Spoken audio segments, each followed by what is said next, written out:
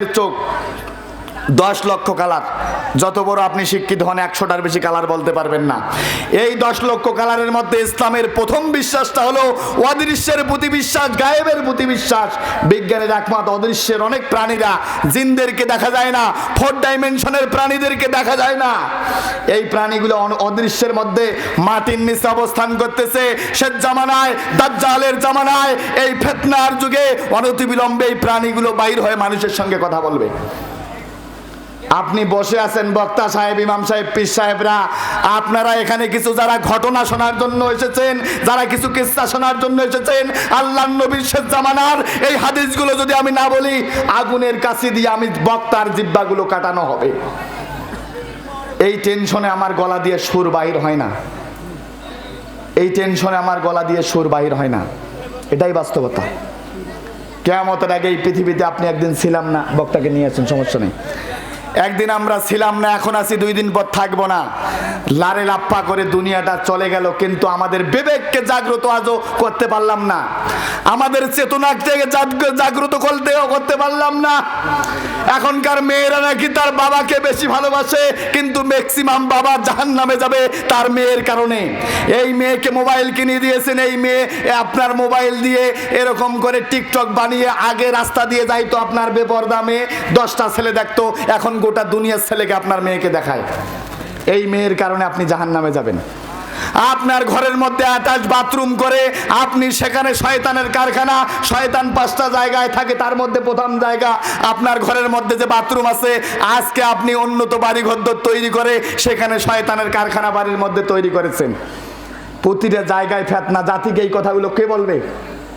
জাতি হেদায়েত কেন হচ্ছে না? শেষ জামানার এই নিদর্শনগুলো কে বলবে? জবাব দেন। এই কথাগুলো আমাদের বক্তা সাহেবদের বলা দরকার, কিন্তু আমরা বলি না। কেন জানেন? এই কথাগুলো বললে আপনারা আমাদেরকে দাওয়াত দেবেন না। কেন আমরা বলবো? এটাই বাস্তবতা। এই কারণে আমাদের বক্তা এবং শ্রোতা কমিটি সবাইকে সচেতন হতে হবে, হেদায়েত হতে হবে। তওবা করে আল্লাহর কাছে যদি আল্লাহর ইখলাসের সঙ্গে, দিনের সঙ্গে যদি ফিরে না আসতে পারি, কোনো লাভ হবে না, কোনো লাভ হবে না। এই অনুশোচনা, এই পর্যালোচনা করার জন্য এই তাফসির মাহফিলগুলো, কথা বলেন ঠিক কিনা? এটা আমাদেরকে করা দরকার। ওনাকে নিয়ে আসেন, আসলে ছেড়ে দিতেছি, আস্তে আস্তে, সমস্যা নেই, আসলে ছেড়ে দেবো। তারপর লক্ষ্য করেন, শেষ জামানার অনতিবিলম্বে পৃথিবীতে কিয়ামতের আগে ইয়াজুজ মাজুজের আগমন ঘটবে। ইয়াজুজ মাজুজ বলা হয় এনসাইক্লোপিডিয়া অফ ব্রিটানিকা, সেখানকার মধ্যে আছে বাদশাহ সেকান্দার।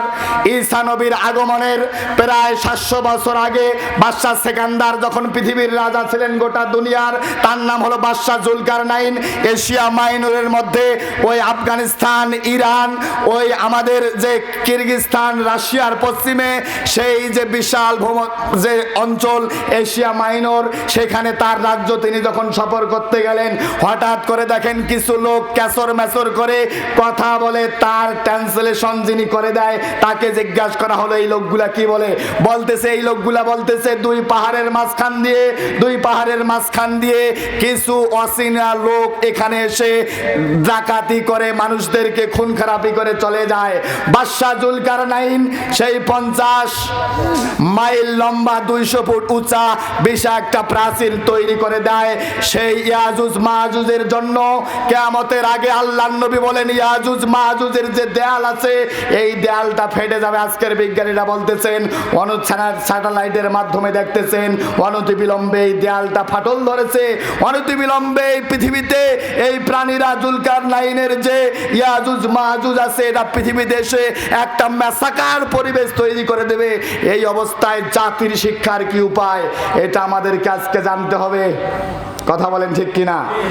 এগুলো তো জানি না, এগুলো তো জানার চেষ্টা করি না। আপনার পরিবার, আপনার বউ, আপনার ছেলের জাগ্রত মস্তিষ্ক নষ্ট করে দেওয়ার জন্য ইহুদি খ্রিস্টান সভ্যতা এগুলাকে ভুলিয়ে দিয়ে আপনার ছেলে এখন গেম ছাড়া কিছুই বোঝে না, আপনার ছেলে পর্নোগ্রাফি ছাড়া কিছুই বোঝে না, আপনার মেয়েরা ভারতের ওই সিরিয়াল ছাড়া কিছুই বোঝে না।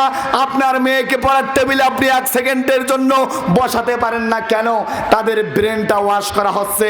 শেষ জামানার নিদর্শন কি? শেষ জামানায় আপনার ছেলের ব্রেন পাওয়ার কেমনে বাড়ানো হবে, কেমনে আপনার ছেলের ব্রেনকে ঠিক রাখতে হবে, মানুষের মতো কেমনে মানুষ বানানো যাবে, আল্লাহর নবীর হাদিস দিয়া আপনার পরিবারের চরিত্র কেমনে পরিবর্তন করা যাবে। আপনি তো এই শিক্ষা গ্রহণ করার জন্য তাফসীর মাহফিলে আসেন নাই। আপনার পরিবার কেমনে তো পরিবর্তন হবে, আপনি কেমনে হেদায়েত হবেন বলেন। অত্যন্ত গুরুত্বপূর্ণ ব্যাপার, গভীর মনোযোগ দেন, এটাই বাস্তবতা। এটা থেকে যদি আমরা পরিবর্তন না হতে পারি, এ জাতির ভাগ্য পরিবর্তন হবে না। শেষ জামানার আমার ভাইরা, লম্বা করবো না, ভালো করে কান লাগান। শেষ জামানার সব থেকে আরেকটা বড় ক্যারেক্টার হচ্ছে, সেটা হলো ঈসা ইবনে মারিয়াম। ঈসা ইবনে মারিয়াম পৃথিবীতে আসবে। আর একবার জোরে বলেন আল্লাহু আকবার।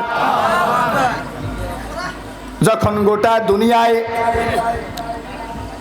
ইহুদি খ্রিস্টানরা মুসলমানদের বিপক্ষে 80টা দেশ পতাকা নিয়ে যখন একত্রিত হয়ে যাবে, আল্লাহ পাক ইমামুল মাহাদিকে যখন পাঠিয়ে দেবেন, তাম দুনিয়ার সমস্ত কাফের মুশরিকরা এক হয়ে ইমামুল মাহাদির বিরুদ্ধে যখন যুদ্ধ করবে, ওই সময় ওই সিরিয়ার সাদা মসজিদওয়ালা গম্বুজের ওপরে দুইজন ফেরেশতার কাঁধের উপরে করে আল্লাহ পাক ঈসা ইবনে মারিয়ামকে পাঠিয়ে দেবেন। জোরে বলেন সুবহানাল্লাহ। ঈসা ইবনে মারিয়াম ফজরের সময় যখন পৃথিবীতে নামবেন, ইমামুল মাহাদি নামাজের জন্য দাঁড়িয়ে যাবেন। আল্লাহর মাহবুব বান্দা ইমামুল মাহাদি ঈসা নবীকে দেখার সঙ্গে সঙ্গে চিনে ফেলবেন, বলবেন আপনি নামাজ আদায় করুন, জামাতের ইমাম হয়ে যান। ঈসা নবী বলবে আপনি মুসলমানদের নেতা, আপনি নামাজ আদায় করুন। নামাজ শেষ করে ঈসা নবী বলবে দাজ্জালকে কতল করার জন্য আল্লাহ আমাকে পাঠিয়েছে। মসজিদের দরজা খুলে দেখবে দাজ্জালের বিশাল বাহিনী, 70,000-এর বাহিনী, তারা বাহিরে বিশাল অস্ত্র নিয়ে দাঁড়িয়ে আছে, ইমামুল মাহাদিকে কতল করার জন্য দাঁড়িয়ে আছে। দরজা খুলেই দেখবে যে ঈসা নবী পৃথিবীতে এসেছেন। ঈসা নবীকে দেখার সঙ্গে সঙ্গে দাজ্জাল এবং তার সঙ্গী সাথীদের লবণ পানির মধ্যে পড়লে যেরকম গলে যায়, তারা গলে যাবে। তারা সবাই পলায়ন করবে। পালাইতে পালাইতে ওই প্যালেস্তাইনের বাবে লুত নামক জায়গায় ঈসা নবী এই দাজ্জালকে ধরে সেখানেই কতল করবে। জোরে বলেন আল্লাহু আকবার। আল্লাহর নবী বলেন এই যুগটা যখন তোমরা পেয়ে যাবা, অনতিবিলম্বে ইয়াতি আলান নাসি জামান, আমার উম্মতের সামনে অনতিবিলম্বে এমন একটা যুগ আসবে যে যুগে সকালবেলা মানুষ মুমিন থাকবে, বিকালবেলা কাফের হয়ে যাবে। আল্লাহ আল্লাহ রসুলের প্রতি আল্লাহ যে রিজেক্ট দাতা, এই বিশ্বাস আজকে থাকবে না। কথা বলেন ঠিক কিনা? একটা ছেলের চাকরি না হলে জিন্দিগিতে ভালো কোনো ফ্যামিলি ওকে মেয়ে দেবে না, ওর যত যোগ্যতা থাক। কথা বলেন, এটাই বাস্তবতা। আজকে আল্লাহর প্রতি ইয়াকিন আর বিশ্বাস আমাদের নাই। সকালবেলা মুমিন থাকবো, বিকালবেলা কাফের হয়ে যাব। এমন একটা যুগ আসবে, হক কথা বললে, সত্যের পথে চললে হাজারো বিপদ আসবে। ওয়া হুশিরু আলাল খসাম, শুলের মধ্যে চড়ানো হবে, করাত মাথার উপর দিয়ে দ্বিখণ্ডিত করা হবে, জেলে দেওয়া হবে, মামলা দেওয়া হবে, হামলা দেওয়া হবে, পরিবার থেকে রাষ্ট্র পর্যন্ত সব জায়গায় মোমেনদের উপর অত্যাচার হবে। এমন একটা পরিবেশ যখন তৈরি হয়ে যাবে, তোমরা ঈসা নবীর সাথীদের মতো হয়ে যাও। ঈসা নবীর সাথীদের উপরে করাত চড়ানো হয়েছে, দ্বিখণ্ডিত করা হয়েছে, শুলে চড়ানো হয়েছে, জীবন দিয়েছে, রক্ত দিয়েছে। আল্লাহর উপরে পূর্ণ আস্থা এবং বিশ্বাস থেকে ঈসা নবীর সাথীরা এক চুল পরিমাণ পিছপা হয় নাই। শেষ জামানায় আখিরুজ্জামান আপনার পরিবার থেকে রাষ্ট্র পর্যন্ত সব জায়গায় আপনি দিনের আল্লাহর প্রতি পূর্ণ আস্থা এবং বিশ্বাস ইয়াকিন রাখেন। সুদ বন্ধ করেন, ছেলেকে চাকরি ঘুষ দিয়ে চাকরি নিয়ে দেবেন না, মেয়েকে দেবেন ছাড়া বিয়ে দেবেন না, মেয়েকে পর্দায় রাখেন, দেখবেন যে হাজারো বিপদ আপনার সমাজের মধ্যে আসবে। কথা বলেন ঠিক কিনা? এই সময় বুঝবেন যে আপনাকে মারা হবে, কষ্ট দেওয়া হবে, মারা যাওয়ার সঙ্গে সঙ্গে জান্নাতে যাবেন, জীবন দেবেন, রক্ত দেবেন, ইমান দেওয়া যাবে না। শেষ জামানার ওই যুগের মধ্যে আমরা প্রবেশ করেছি। আজকে ইমানকে হাতের মধ্যে ধরে রাখা কি কঠিন ব্যাপার। মানুষ দলে দলে আমরা সবাই বক্তা শ্রোতা জাহান্নামে যাচ্ছি, আর আজকে আমরা ওয়াজ মাহফিলের নামে তামাশা শুরু করতেছি। গোটা দেশেই তামাশা হচ্ছে। এটা হলো আজকে জাহিলিয়াতের অন্যতম এরকম ফিতনা পৃথিবীতে আমি দেখতেছি। 2টা ফিতনা পৃথিবীর ইতিহাসে ছিল না। তার মধ্যে একটা ছেলেই ছেলেই বিয়ে হওয়া, নারী নারী বিয়ে হওয়া, আজকে এটা পৃথিবীতে চলতেছে, এবং বক্তা এবং শ্রোতা ইসলামের নাম নিয়ে আমরা আল্লাহর নবীর আদর্শের কথা বলে ভুল ব্যাখ্যা করতেছি। এটা পৃথিবীর ইতিহাসে এটা ছিল না। কোনো ওলি আল্লাহ, পীর মাশায়েখ, গাউস কুতুব এটা কখনো এরকম করে নাই যেটা আজকে আমাদের সমাজে আমরা করতেছি। এটা থেকে আমাদেরকে বেরিয়ে আসতে হবে। বেরিয়ে এসে আল্লাহর প্রতি পূর্ণ আস্থা এবং বিশ্বাস, রসুলের যে শিক্ষা, রসুলের শিক্ষা কেন বলেছি, কারণ আপনারা মনে করবেন হয়তো রসুলের শিক্ষা গ্রহণ করলে আমাদের অবস্থা খারাপ হবে। না, রসুলের শিক্ষা এমন শিক্ষা, ওই শিক্ষা বোঝার মতো জ্ঞান এখনো আমাদের হয় নাই। রসুলের শিক্ষা গ্রহণ করেন, দ্বীনের পথে অটল থাকেন, হয়তো 2 দিনের দুনিয়া সাঙ্গ হয়ে যাবে, আল্লাহর জান্নাতে অনতিবিলম্বে আমরা চলে যাব। এই যেন হয় মোমেন যেমনের তামান্না, আকাঙ্ক্ষা। আল্লাহ পাক আমাদেরকে কবুল করুক। এখানে দারুত তাকওয়া বালিকা মাদ্রাসা, আমার মায়েরা নাকি এই মাদ্রাসাটা কবুল করেছে। খাস করে কলিজা থেকে আমি মুসাফির মাজলুম আল্লাহর কাছে দোয়া করি, আল্লাহ এই মাদ্রাসাটাকে কবুল করো, আমার মা গুলাকে হেদায়েত দিয়ে দাও, পর্দা অনুযায়ী চলার তৌফিক দান করে দাও।